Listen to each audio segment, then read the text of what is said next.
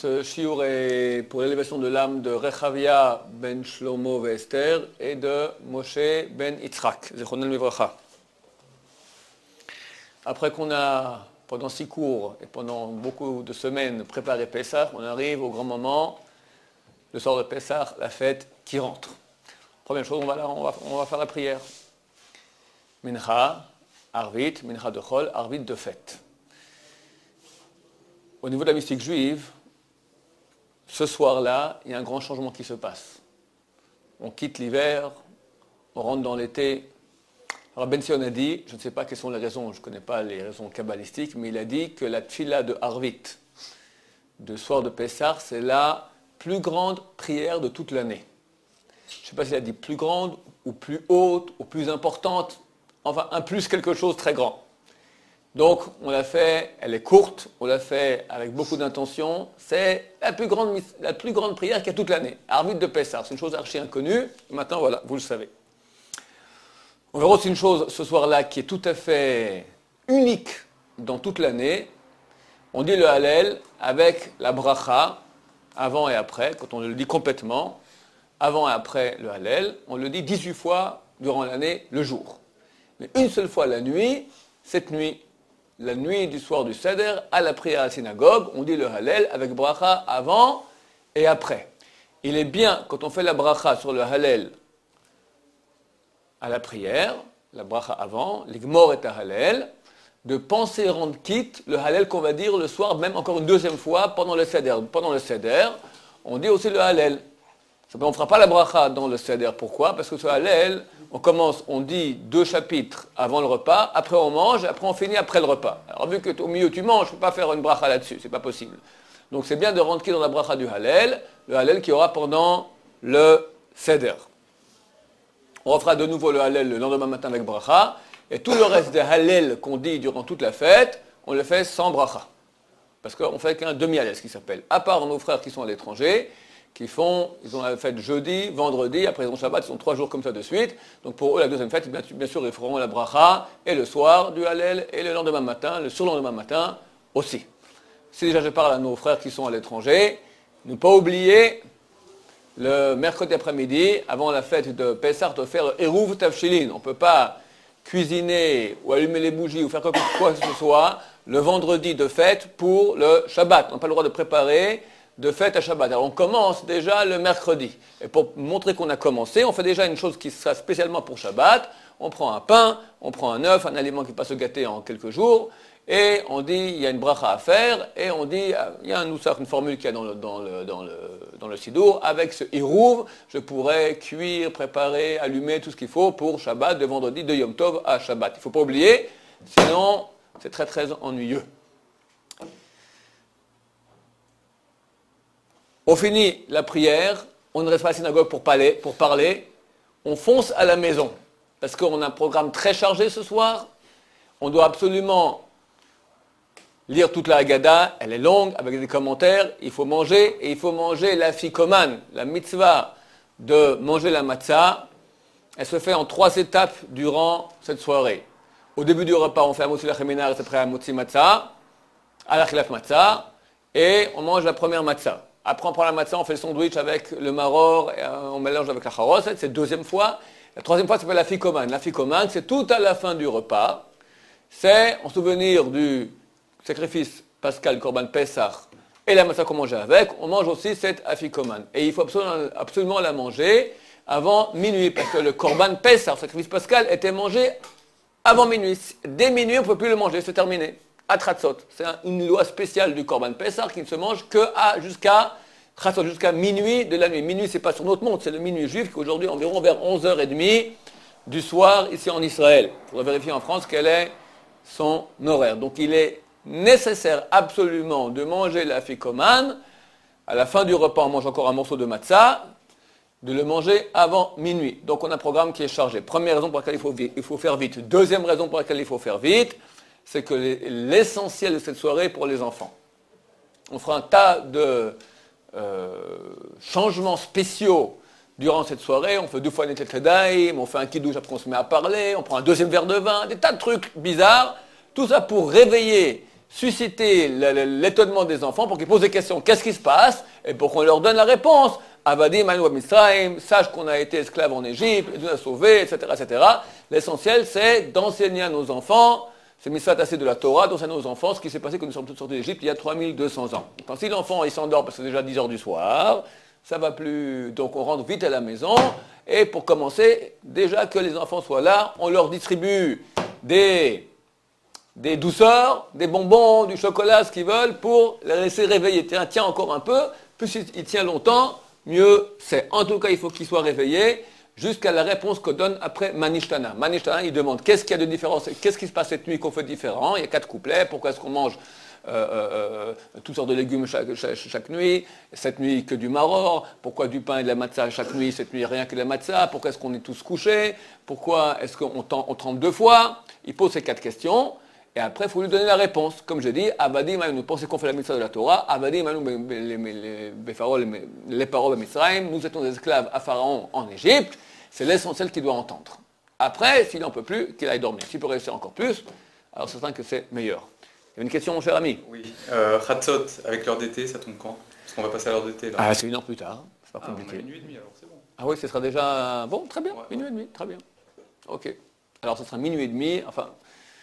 Pour l'heure d'été, ce sera 12h30 ici en Israël, environ. Il faut vérifier, hein, ça varie entre minuit 20 et minuit 40. Tu sais à quelle heure c'est Chatzot? Un peu plus. Ok, très bien, un peu plus que minuit et demi. Si possible, on parle maintenant de Chatzot, donc l'essentiel c'est qu'il faut manger la ficomane avant Chatzot. Si possible aussi, et il faut le faire a priori, il faut tenter de le faire, de finir aussi le Hallel avant Chatzot. Bediaba, dans le cas de force majeure, on n'a pas pu, alors on peut aussi finir après. Mais il y a un problème de finir le Hallel après Chatzot aussi.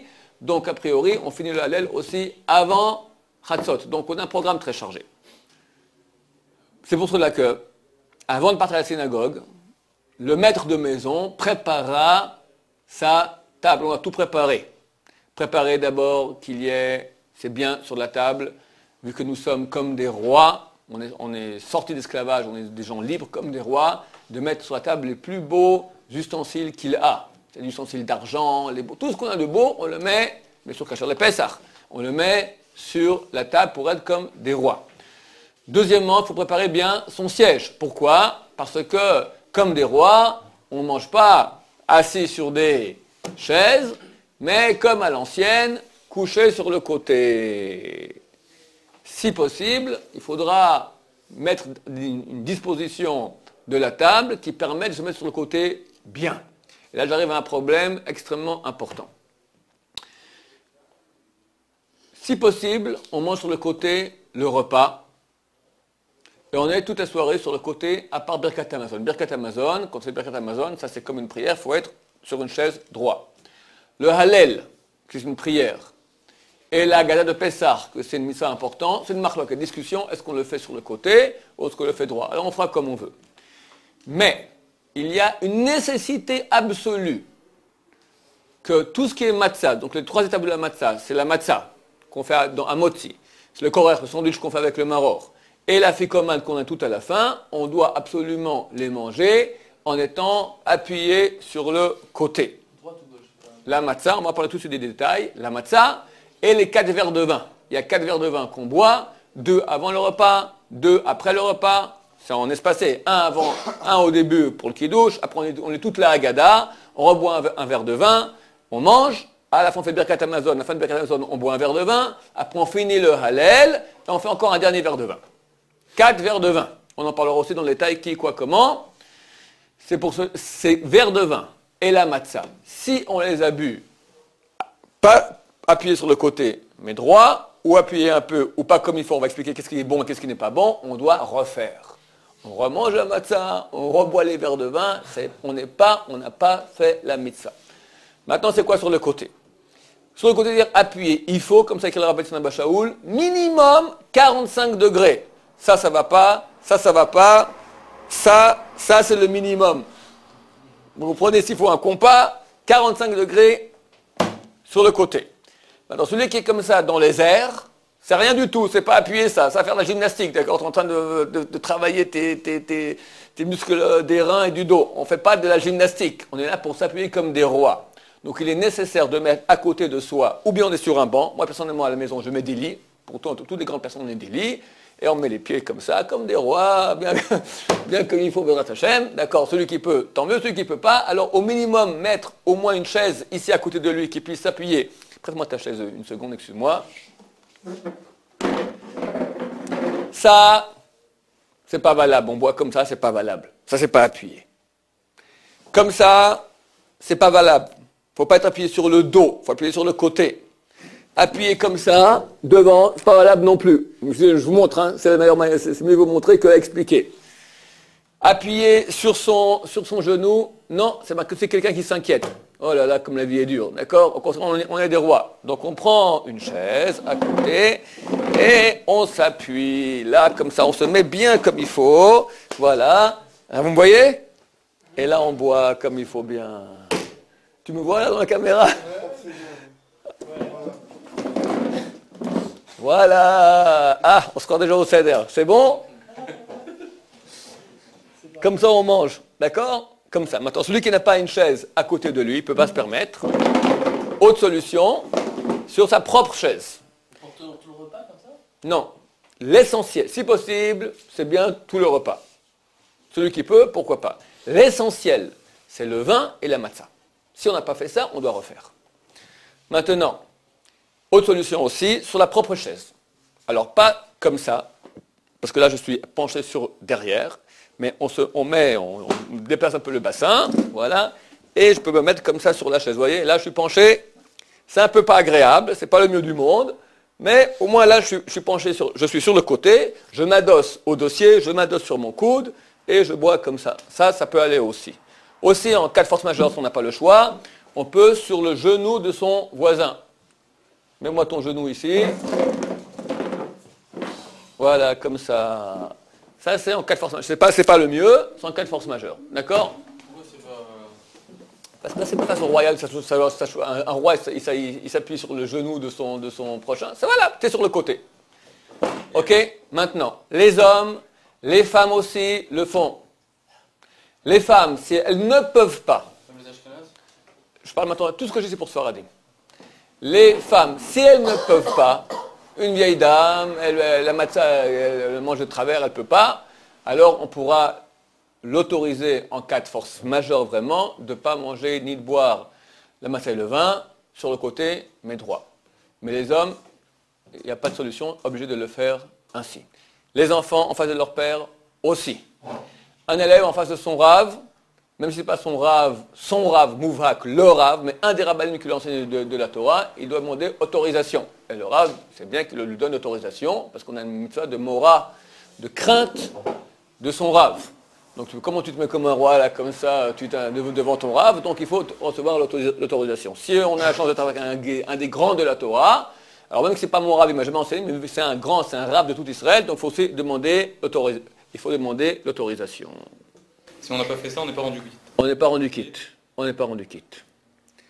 Un gaucher se mettra comme j'ai montré, comme tout le monde. Le gaucher a un petit avantage que s'il s'est trompé, il s'est penché de l'autre côté, alors a posteriori c'est valable aussi. Nous c'est pas valable. On se met sur le côté gauche parce qu'il y a deux raisons. La raison c'est que nous qui mangeons avec la main droite, donc on veut être appuyé sur le côté gauche pour manger avec la main droite, parce que manger avec la main gauche c'est pas agréable. Mais la raison essentielle, c'est qu'on a l'œsophage et la trachée. Et quand on est sur le côté gauche, il y a plus de chances de rentrer dans l'œsophage que dans la trachée. Par contre, quand tu te mets sur l'autre côté, tu risques de t'étouffer comme ça. Et vu que c'est très grave de s'étouffer, alors même les gauchers se mettront sur le côté gauche comme ceux qui ne sont pas gauchers. Donc tout cela, messieurs, se prépare avant la fête. Ce n'est pas quand tu rentres dans la synagogue que tu commences à préparer tes sièges. Donc tout ça doit se préparer avant. Tu as toute l'après-midi, toute la journée, après 10 jours de travail incessant, il faut aussi quand même préparer le bouquet, le soir du Seder. Il faut préparer bien son siège avec ses coussins, tout ce qu'il faut pour arriver de la synagogue et rapidement commencer. Deuxième chose qu'on prépare aussi avant d'arriver, c'est la kara du Seder, c'est-à-dire le plat du Seder. Alors comment ça commence? Par les matzot. 3 matzot.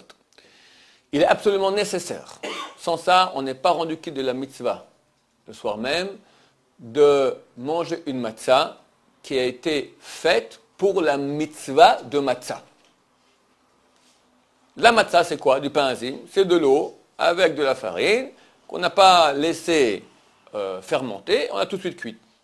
Si quelqu'un a fait ça, tout simplement, mais il n'a pas dit c'est pour je fais maintenant cela au nom de la matzah, de la mitzvah du soir du seder, elle n'est pas valable pour le soir même.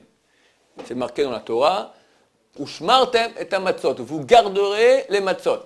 Alors regardez les matzot, regardez les mitzvot, d'accord? On fait la matzah pour la mitzvah de matzah. Donc il est nécessaire. C'est pour cela qu'il y a un très gros problème. D'abord, avant le problème, dès quand il faut qu'on ait la pensée de faire cette matzah pour la matzah de mitzvah. Le minimum nécessaire, il faut au moins que ce soit du moment où on pétrit. Quand tu prends la farine et tu prends l'eau, avant de commencer à faire cela, tu dis maintenant je fais les shem matzah mitzvah. Et tout le reste qu'on fera, on fera aussi en disant cela. On pétrit, après on aplatit, on met dans le four, jusqu'à ce que la matzah soit terminée, on fait tout ça dans la même pensée. Il faut au minimum, depuis le moment de la pétrition, on va l'appeler comme ça, du pétrissage. Mais si possible, il est bien d'avoir des matzot où même la moisson a été faite les shem mitzvah.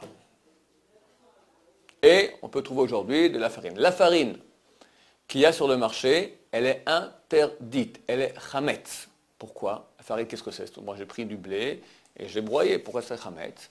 Parce qu'aujourd'hui, pour éviter qu'il y ait des vers dans la farine, alors avant de broyer, ils font un processus avec de l'eau. Ils font passer, ils lavent la farine, ils lavent les grains et après ils les broient.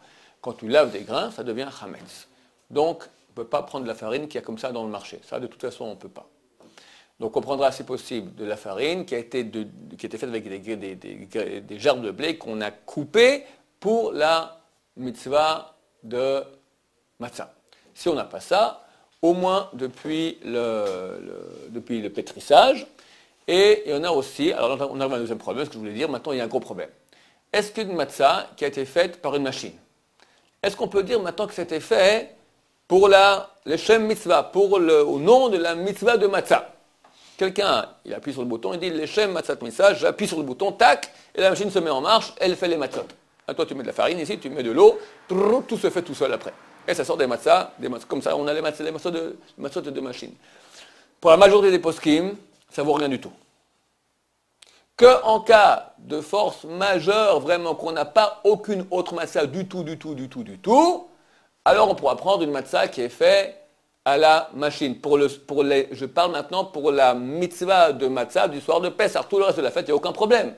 Tout le reste des matzahs que tu manges le même soir, il n'y a aucun problème. Mais pour les 3 moments où on mange, il y a mitzvah de manger de la matzah de hamotzi, celle du korer, du sandwich et après de la ficomane, là il est nécessaire d'avoir une matzah qui est faite à la main.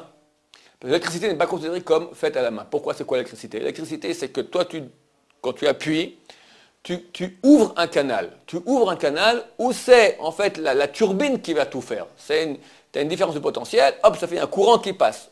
Lorsque tu coupes le courant, c'est comme s'il y a un canal d'eau, tu as mis un barrage. Maintenant, quand tu ouvres le courant, tu as enlevé le barrage. Maintenant, l'eau qui coule, c'est toi qui l'as fait couler? Non. Donc, d'après le Rabbi Shimon bar Shaul, c'est certain, ça ne vaut rien du tout. On va dire, ça fait dire que rien qu'en cas de force majeure, on pourra utiliser une matzah qui est faite à la machine. À moins que, et il y en a aujourd'hui sur le marché, il faudra se renseigner, il y a des machines aujourd'hui qui fonctionnent seulement si on appuie sans cesse. Dès que tu arrêtes, tu enlèves le doigt, ça s'arrête. Alors tu as des employés qui restent comme ça à appuyer sans cesse. Non, qu'est-ce qu'ils font? Ils ont fait une chaise. Quand tu t'assieds, tink, ça se met en marche. Dès que tu te lèves, ça s'arrête. Alors tu as l'employé maintenant, voilà, il dit les matzah mitzvah, bloum, il s'assied. Non, du moment que tu as dit une fois, c'est bon. Du moment que tu as dit une fois, c'est bon. Pas sans cesse répéter. Du moment que tu as dit je fais ça pour, et ça fonctionne, ça c'est valable. Autre solution aussi, si on a une machine qui fonctionne avec un courant continu, par exemple avec des batteries. Des batteries, c'est pas nous le courant qu'on a ici dans le secteur, c'est un courant alternatif. Ça c'est pas valable parce que ça change sans cesse, donc c'est pas ta force. Mais si c'est un courant continu, c'est ta force qui continue. Ok? Et quand on est très nombreux, comment on fait? On peut en prendre d'autres? Bon, on parlera lentement quand on a sur place. D'accord, vous entendez maintenant, je suis en train d'expliquer, en gros, le peu de temps qui me reste, je vois qu'on n'y arrivera pas, la kiara, donc le plat qu'on a préparé avant. Donc d'abord, on prend 3 matzot, qui sont des matzot faites à la main, si possible. Pas si possible, il faut que ce soit fait à la main. Attention, d'habitude, les chalot qu'on achète ici, en tout cas en Israël, qui sont faites à la main, n'a pas été prélevé la challah. Donc nous devons prélever la challah. C'est pas compliqué, on prend un petit bout de la matzah avant la fête on ne peut plus le faire, et on dit qui nous a ordonné de faire le prélèvement de la challah. Et on prend ce bout-là et on dit hare zu challah, au chalat trouma. On dit c'est la challah. Et on la prend dans un plastique 2 fois, on met à la poubelle ou on le brûle. D'accord? Sans ça, il y a un problème pour manger les matzot. Si quelqu'un l'a oublié, il appellera l'autorité rabbinique compétente dans le coin, il vous expliquera, il y a un petit truc qu'on peut faire. Il faut amener un enfant de plus de 12 ans, moins de 13 ans, toute une combine un peu compliquée dont je n'en parlerai pas maintenant en cas. Mais il y a un gros problème de manger un pain, une matzah duquel on n'a pas prélevé la challah. C'est pas cachère. Toutes les fêtes main, on n'a pas ça. D'habitude, ils te disent, d'habitude ils écrivent, ils te mettent sur le carton, lo frash challah. On n'a pas enlevé la challah. Ça vaut la peine de regarder sur la boîte que tu achètes, est-ce que c'est marqué oui ou non? Est-ce qu'on a fait le prélèvement de la challah, oui ou non? Et les 3 galettes, il y a la quantité suffisante pour faire Afrashat Challah? Tu prends même 1 millimètre, ça suffit. Non, mais c'est pas sûr. Tu parles maintenant, si toi tu as reçu qu'une matzah, tu feras Afrashat Challah sans la bracha. Tu comprends ce que je veux dire? Si tu n'as pas 1,666 kg de matzah, alors tu enlèves la challah sans faire la bracha. D'accord. D'accord. C'est le cas, a priori, comme on a 3 galettes, on n'a pas le... Que 3 galettes. Ok, très bien. 3 galettes, c'est tout? Non, allez, pour faire... c'est là, kilo, le shmoura. 1 kilo. Ok, c'est bon. Sans bracha.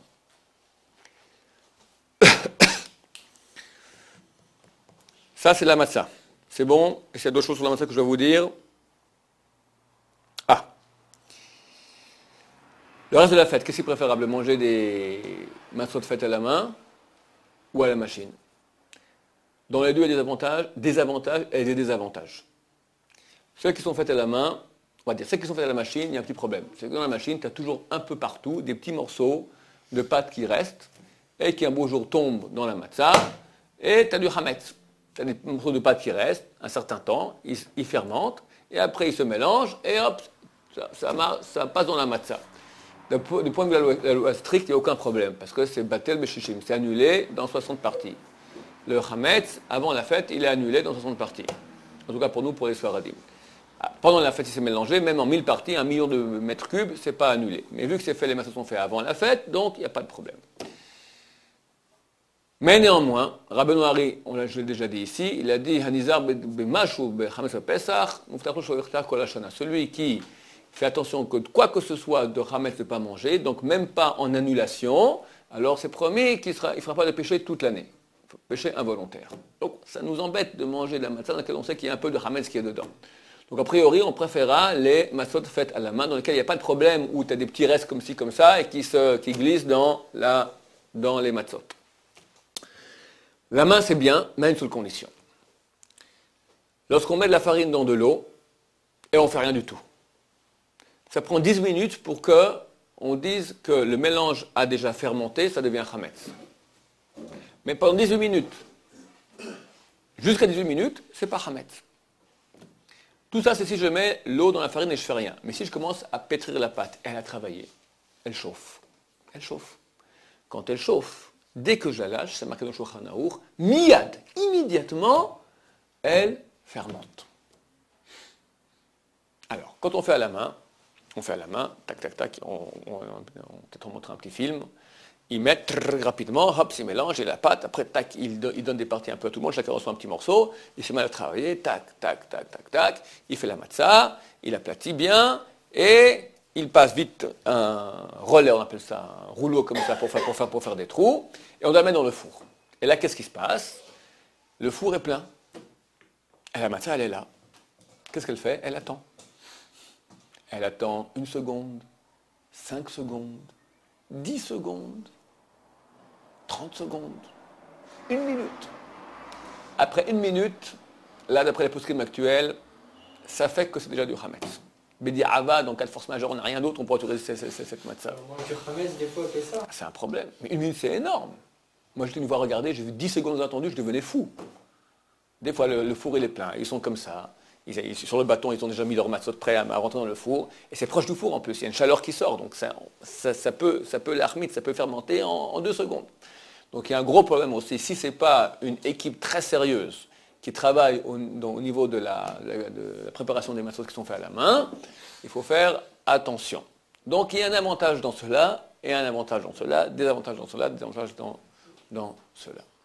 Vous avez dit qu'à partir du moment où on arrête de la travailler, au bout d'une seconde, elle fait. Je dis, le Shulchan dit miyad, il dit immédiatement. Maintenant, les poskim, Les matzot, elles ont fait. les décisionnaires, on dit c'est quoi miyad. La Torah n'a pas été donnée à des anges.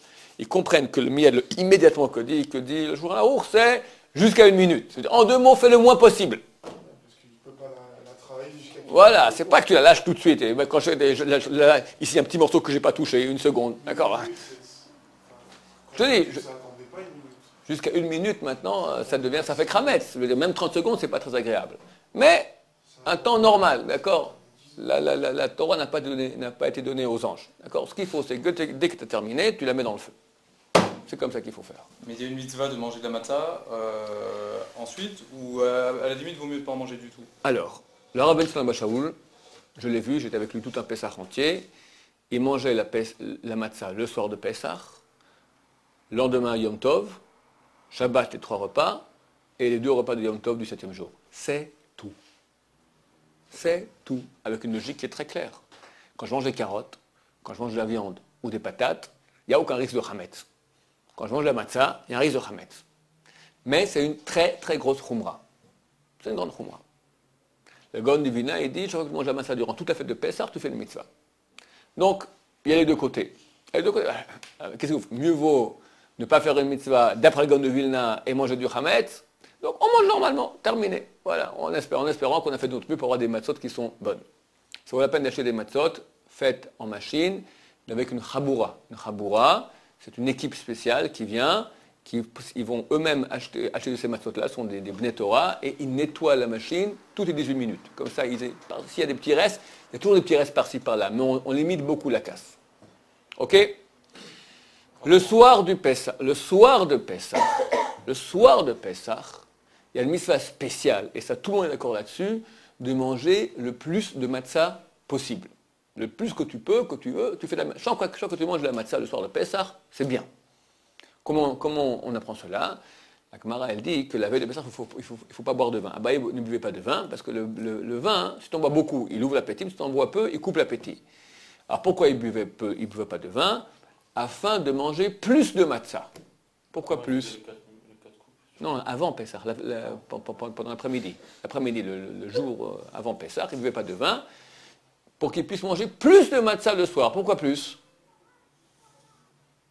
Comme ça dit le Nassif de Vologine, plus c'est une preuve de la Gemara comme quoi il faut manger. Maintenant c'est marqué, le soir, vous mangez des matzot.